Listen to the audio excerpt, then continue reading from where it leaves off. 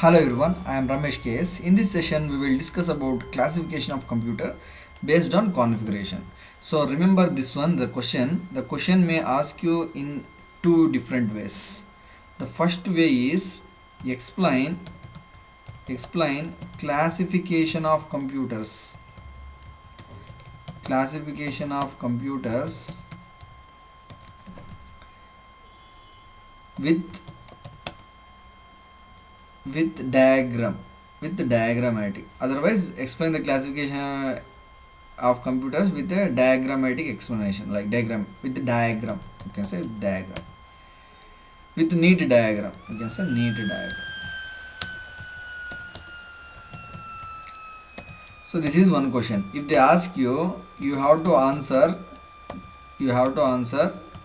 these questions, these answers: analog computers, digital computers, and hybrid computers. You have to answer these points. Okay, no? Analog, digital, hybrid explanation you have to answer.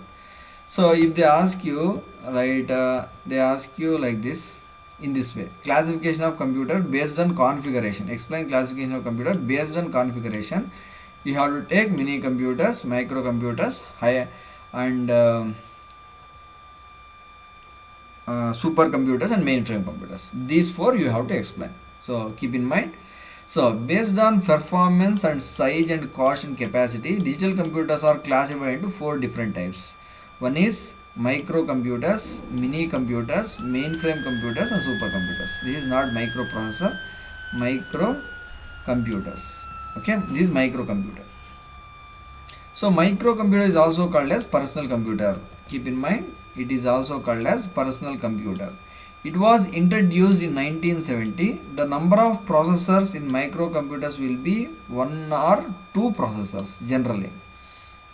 It contains input devices, output devices. See, this is input devices.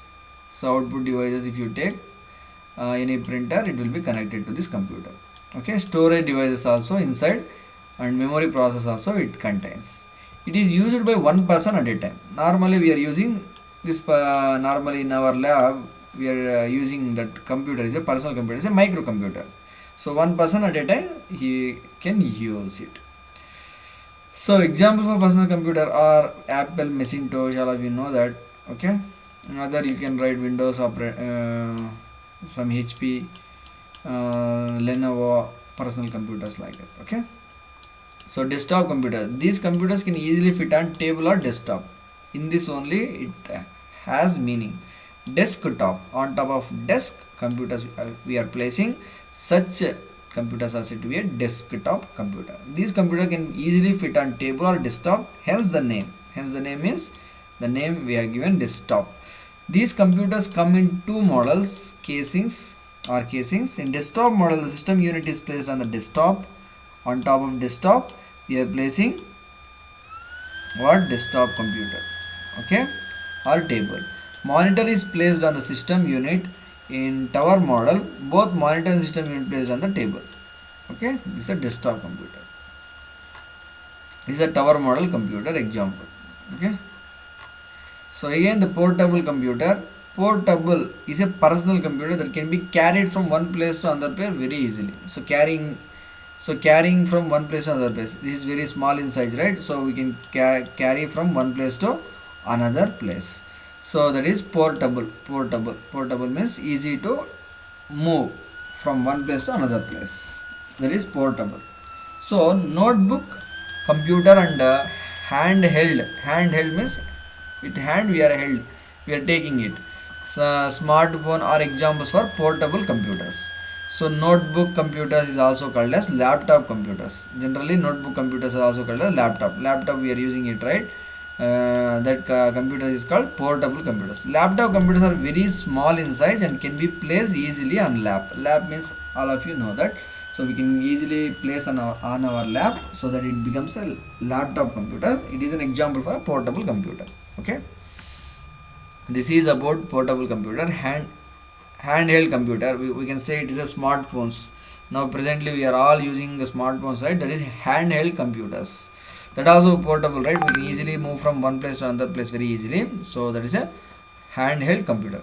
Handheld computer is also known as palm top computer, palm. So with our hands we can carry it. So that is what palm top computer. It is easily fits in the hand of the user. See, is the human hand, he can easily place this computer. So we can say it as a handheld computer or palm top computer. So uses of microcomputer. Okay, what is the use of microcomputers? The PC is the most common type of the computer used in office. Generally, personal computers used in offices.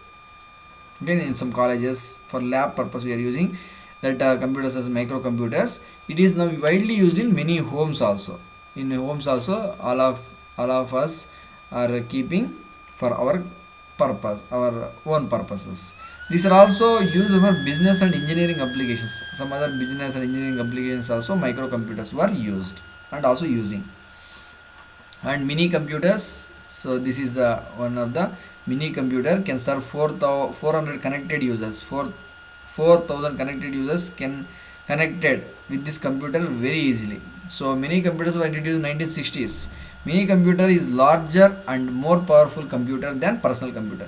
So personal computer means what? Only one single person can access this computer. So this computer can access, multiple persons can access at a time. So 4,000 persons can access this computer at a time with the terminals. Okay, that is the advantage. Okay, see, 4,000 connected users simultaneously we can access this computer.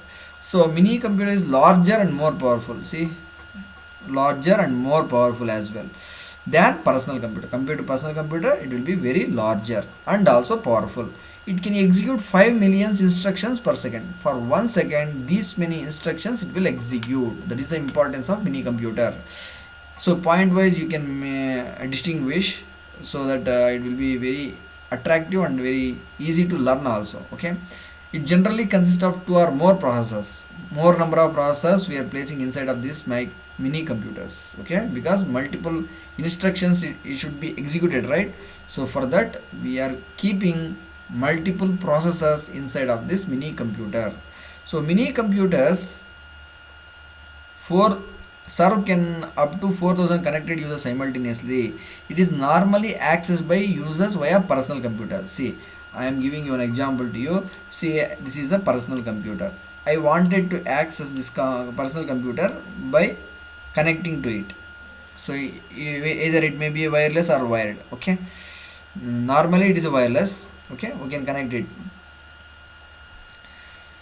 So a device with a monitor and a keyboard is called terminal. So device with a monitor and keyboard. We did not contain any CPU here. CPU works, this mini computer works as a CPU for this workstation. And also I am taking another workstation. It contains only monitor and keyboard. Let us take. We can connect to this computer. Again I am taking another terminal. This is a terminal which contains only monitor and keyboard. This terminal also we can connect to this computer. So here 4,000 connected users simultaneously we can access this computer. 4,000 connected users we can access it. So it also known as dumb terminal. This is what dumb terminal. We can say dumb terminal because the processor here, the actual work will be done in this only, not in this. So this dumb terminal we are accessing this computer. Okay now, so it has no processing power and cannot work standalone computer. It is not work on its own. It is dependent upon this processor only. Okay now, with the help of this one, this terminal will be working. Okay, and examples are mini computers are, we can give these examples. This is the examples for a mini computer. Okay, so uses of mini computers are often used by small and medium sized companies. Normal medium sized companies are often using. Suppose those who are maintaining 1,000 number of employees, they are for that purpose they are using this type of mini computers. And it provides centralized store of information. Centralized store of information means all data it will be stored at this place, not in the terminal places. Okay na? So accessing also very easy. Okay, so finally we are moving into mainframe computers. So mainframe computers were introduced in 1975 Mainframe computers is very large computer in size. Compared to mini computers, it will be very larger in size. See how much large it is. So it is more powerful than mini computer. Compared to mini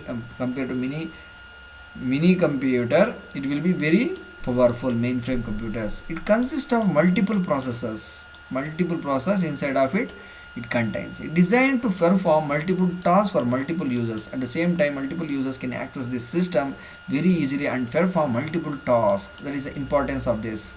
And mainframe computers can serve up to 50,000 users, whereas in mini computers 4,000 users simultaneously we can access mini computer. Whereas these mainframe computers can access 50,000 users simultaneously, we can access this computer. That is the biggest advantages of mini computer. Okay. So users access mainframe computer through terminal, the same like this what I earlier I told you, right? So this is a terminal which contains only monitor and a keyboard. So this monitor and keyboard can be connected to this mainframe computer. So to user access a mainframe computer through a terminal, this terminal we are accessing this computer. A typical mainframe computer can execute 16 million instructions per second. These many instructions will be executed. Examples for mainframe computer, you can give these examples. Okay, this is about mainframe computers. Point wise, please distinguish so that you can get the good marks.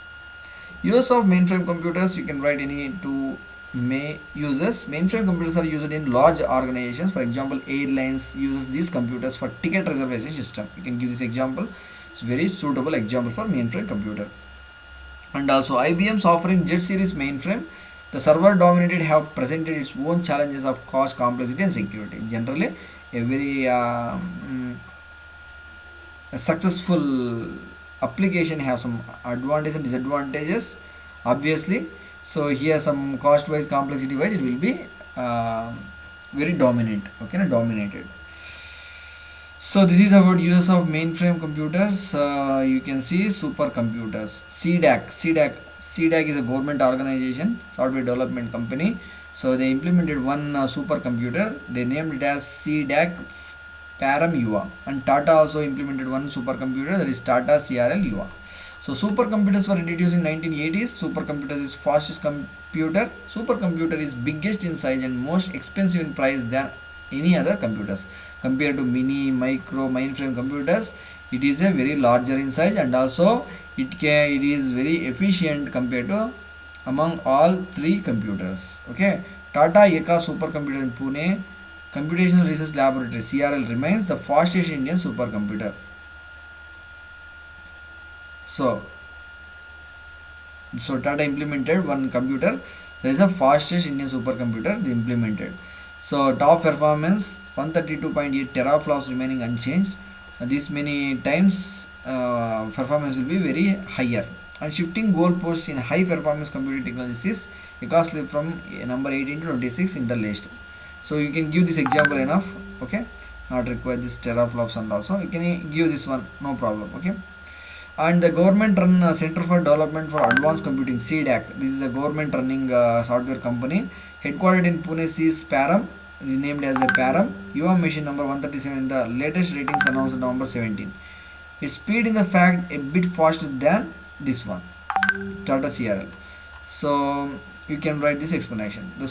And also you can write the uses of supercomputers, weather forecasting. So weather analysis we can use the supercomputers. Animated graphics like Hollywood movies also we are using supercomputers. Fluid dynamic calculations like chemical related information calculation, fluid dynamic relations calculation, physics related information. In such calculations it will be used. And nuclear energy research, atom bombs, in that research field, nuclear energy research field also, nuclear material we are using in that energy in order to produce energy. In such researches also new supercomputers were used. Space science also used. Weapon and missile design and petroleum exploration also supercomputers were used. Write this uses of supercomputers if they ask you the uses. Okay. And finally we are moving into applications of computers. It is most important question. So applications of computers. So generally applications of computers in computers are used in education, computers are used in industry, computers are used in business, computers are used in communication, and many fields computers are using. And schools and colleges also computers are using. So these are the applications, various industries using computers. All industries, we cannot say this industry does not contain the usage of computers. We can say every industry in the world are using computers. So in schools and colleges, you can write this explanation. Computers are implemented in schools for creation of school ID card. Okay, suppose let us take one example. You are entering some data. Your data will be stored in the one machine, which is called as a computer. Further, with that data, they are tracking how much marks you are getting, how much attendance you are carrying, and how many tests you are securing good marks, how many tests you missed it, that means you are absent, you're not attended. So that and all can be tracked with the help of computer only. Okay, with your ID they are used to track, which contains the details of the students and the creation of marks cards, attendance, learning the subject with the audio, video, and fees collection. Everything it will be stored in this computer. So schools and colleges are using computers, and banks as well. All of you know that you may visit the bank and they are using computers, right? Computers are used in the creation of bank accounts. Bank accounts in order to create, we require computer compulsory. Transactions, transfer of funds, alert messages, everything in banks, the computers is widely used. So and offices used in documentation of the transaction, events that are carried out every day along with the money, funds, and transactions. So you can go any offices, 100% they are using computers. Okay, you can give this explanation. One line explanation is also enough. And stock control and business firms, computers are used in shops and business for the stock market also they are using computers. Account of the movement of the items in a business and money transaction with the shipping of the items with the quantity, price, and quality, expiry date, everything that will be managed with the computer. Okay, stock exchange, now we are discussing it, right? To check the stock exchange globally, transaction of sell and buying of stocks, that and all we are using this stock exchange. And research and development, the new invention are designed and implemented with the animated virtual view, scientific and mathematical. So please review this. Okay, we will see you the remaining part. Okay, thank you everyone.